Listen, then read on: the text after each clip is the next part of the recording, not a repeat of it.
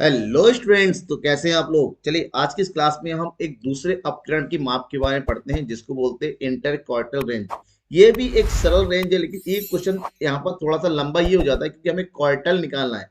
पदों का चतुर्थक निकालना होता है। चतुर्थ मतलब होता है चार भाग करके उसके चौथे भाग, यानी कि हर एक भाग की गणना करनी है। मान लो ये एक लाइन है, ठीक है ना। पहले हमने मीडियन पूछा जो एक लाइन को दो भागों में बांटता था।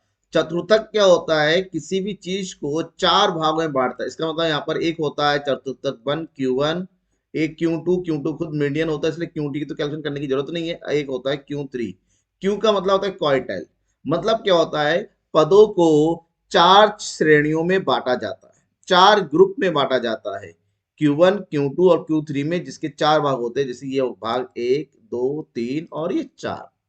तो ऐसे में जब हम अंतर चतुर्थक विचलन की हर एक क्वार्टाइल में हर एक चतुर्थक के बीच में क्या अंतर है, यहां पर ध्यान में रखिएगा। जो विचलन है, विचलन को विस्तार भी कहा जाता है। आप कहीं पर विस्तार लिखा हुआ रहे, कहीं पर विचलन निकल रहे हैं, देखिए इसमें दोनों का प्रयोग किया। अंतर चतुर्थक विस्तार या अंतर चतुर्थक विचलन, दोनों ही सेम चीज है। तो अगर हमारे पास कोई समकमाला दिया हुआ है, यानी कि सीरीज गिवन है, वहां पर अगर हमें अंतर चतुर्थक विचलन कैलकुलेट करना है तो कैसे करेंगे। सिंपल है कि जो तृतीय चतुर्थक है Q3, उसमें से हम प्रथम चतुर्थक को माइनस कर देंगे और आ जाए, क्योंकि यहाँ पर केवल रेंज की तरह अंतर। रेंज में क्या होता था कि सबसे बड़े पद में से सबसे छोटे पद को माइनस कर देते थे। यहाँ पर क्या करना है, सबसे बड़े क्वार्टल में से सबसे छोटे क्वार्टल की वैल्यू को माइनस कर देना है। साफ बात है कि हमें यहाँ पर चतुर्थक निकालना होगा, और चतुर्थक निकालने के लिए भी यहाँ पर फॉर्मूला यूज किया जाता है। अगर हमारे पास, जैसे कि ये क्वेश्चन दे रखा है, अगर हमारे पास कोई भी सतत श्रेणी कंटिन्यूस सीरीज का क्वेश्चन दे रखा है, तो वहां पर हमें अगर क्वार्टल निकालना हो तो Q1 अगर निकालना हो तो Q1 निकालने के लिए फॉर्मूला लगाते हैं L1 प्लस N/4। क्योंकि मीडियन में दो से भाग किया जाता है, यहाँ पर चार भाग होते हैं तो चार से भाग कर दिया जाएगा। Minus C/F multiply by I, same वही माध्यिका वाला फॉर्मूला है। बस अंतर है, माध्यिका में दो से भाग किया जाता है और चतुर्थक में चार से भाग किया जाता है। ये क्वार्टल वन का फॉर्मूला होता है।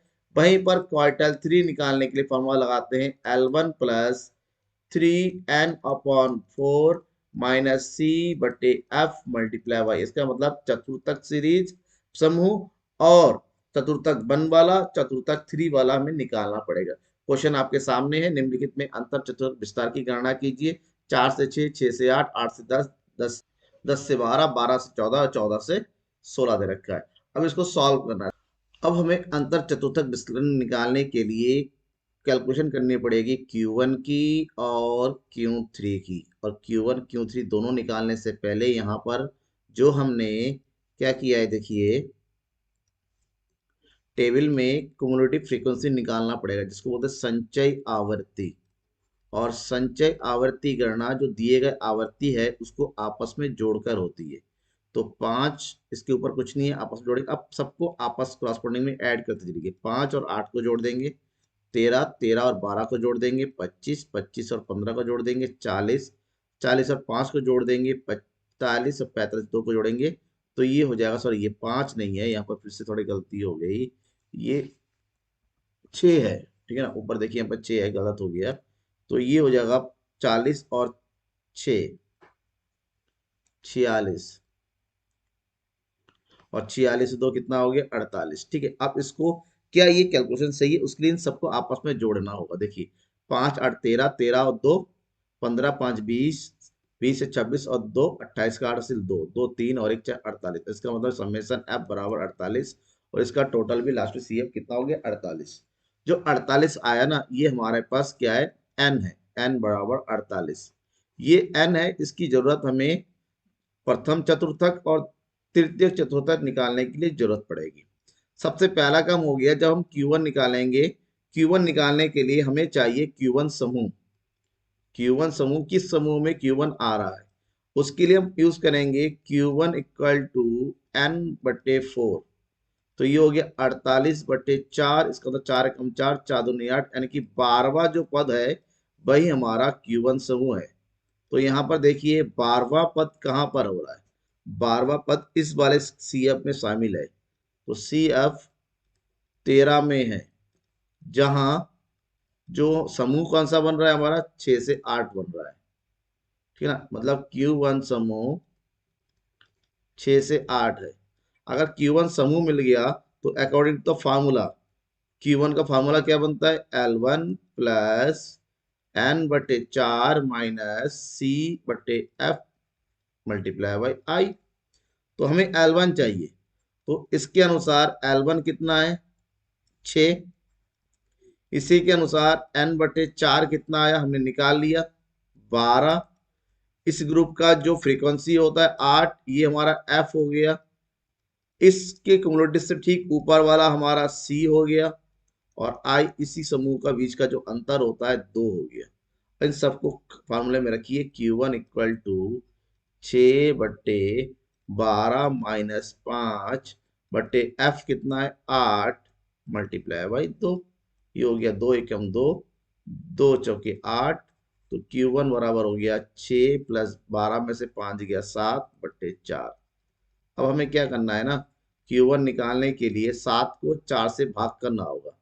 7 को 4 से भाग करेंगे तो ये हो गया 4 एकम 4, बचेगा 3, पॉइंट लगा 4 सत्ते 28, बचेगा 2, 4 पंजे 20। तो कितना आ गया 1.75। तो यहाँ पर Q1 बराबर कितना हो गया, 6 और 1 7.75। तो हमारा पहला निकल आया, फर्स्ट चतुर्थक। जैसे पहला निकल आता है, इसके बाद हम तीसरे चतुर्थक के लिए जाएंगे, Q3।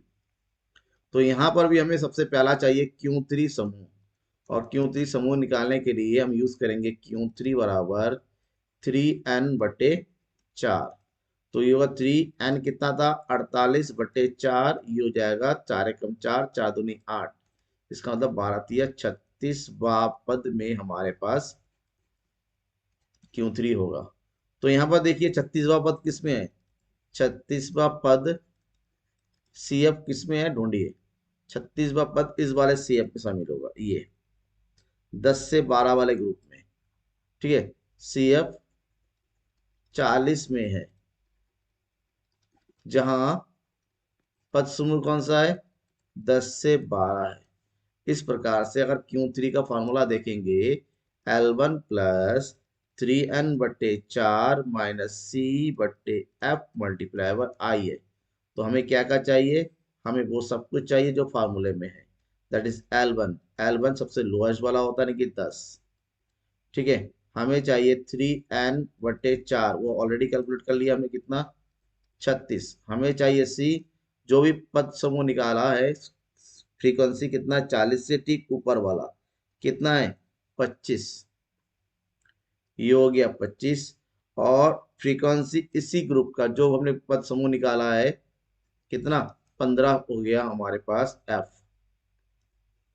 और I तो दे रखा है 2, सब में 2 2 ही है। अब इसको उठा के फार्मूले में रखेंगे, फार्मूले में रखते हैं तो Q3 बराबर हो जाएगा L1 यानी कि 10 प्लस 3n/4 यानी कि 36, C का मतलब ये हो जाएगा 25 बट्टे F कितना है 15 मल्टीप्लाई बाय 2। अब भाई इसको सॉल्व करो, कितना हो गया 10 प्लस 36 में से 25 गया, कितना बचेगा 11। ठीक है, 36 माइनस 25, एक मिनट ऊपर जरा देख लेते हैं, ये हो गया,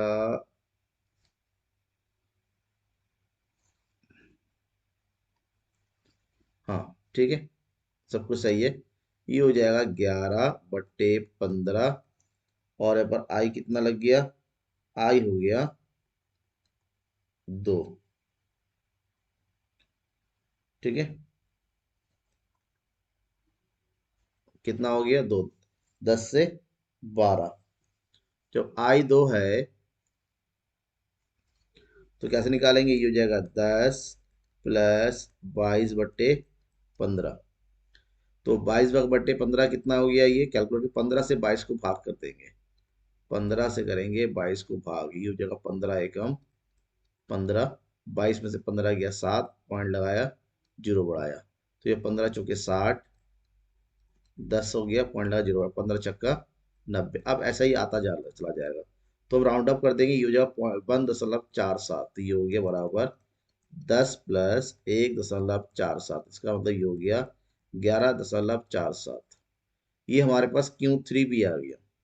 Q1 पहले ही निकाल लिया, ठीक है, Q1 हमने पहले भी निकाल लिया 7.75, और हमारे पास ए भी आ गया 11.47। तो सॉल्व कीजिए, ये हो जाएगा हमारे पास कितना, I Q inter quartile range बराबर Q3 माइनस Q1। Q3 हो गया 11.47, और वहीं पर Q1 हो गया हमारे पास 7.75। 7.75 माइनस कीजिए, 7 में से 5 गया 2, इधर इधर है तुम्हारे पास कितना, 14 में से 7 गया 7, 10 में से 7 गया 3, यानी कि 3.75 हमारा जो है इंटर क्वार्टल रेंज हो जाएगा, मतलब अंतर चतुर्थक विस्तार। और यही हमारा क्या है, आंसर है। ठीक है, अगर यहाँ पर कहीं पर भी आपको कोई डाउट हो रही है, कोई समझ में नहीं आया, तो बेझिझक अपने डाउट्स को मुझे कमेंट बॉक्स में कमेंट करके जरूर बताएगा। तब तक के लिए थैंक यू एंड बाय।